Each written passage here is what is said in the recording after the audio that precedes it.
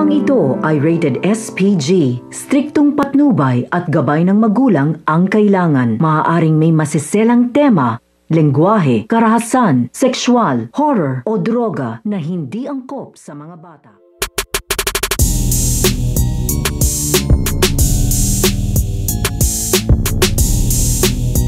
Ang tuluyang paggaling nito nga si Brian.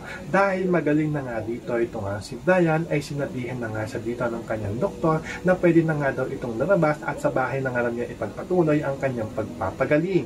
Pero hindi pa nga daw siya pwedeng bumalik dito nga daw sa kanyang trabaho dahil kailangan pa nga daw niya bumalik dito nga daw sa ospital upang magpa-check up nga daw ito. At dahil palabas na nga dito ito nga si Brian, ay sumugod na nga rin dito ito nga si Nanda upang sunduin nga dito ito nga si Brian. Kaya nga ito nga si Brian na nagpapasalamat nga ito dito nga kay Nanda dahil sa pag-aalaga nga daw niya at pagbabantay ay mas madali nga daw ditong gumaling ito nga daw siya. Kaya makakauwi na nga daw ito, pero mababanggit nga dito nito nga ni Brian na ito nga daw si Dad na ay hindi nga daw dumalaw dito nga daw sa kanya upang magpagpasalamat nga ito ng personal dahil kung hindi nga daw dito nga daw kay Dana ay baka hindi na nga daw siya umabot dito nga daw sa ospital at baka pinaglalamayan na nga daw siya. So pakakaabangan nila din dito kung makakaabot pa nga ba o makakadalaw pa nga ba ito nga si Darna dito nga kay Brian bago nga ito tuluyang makalabas ng ospital. Yan ang ating mga pakakalutukan at pakakaabangan dito nga lang sa Darna.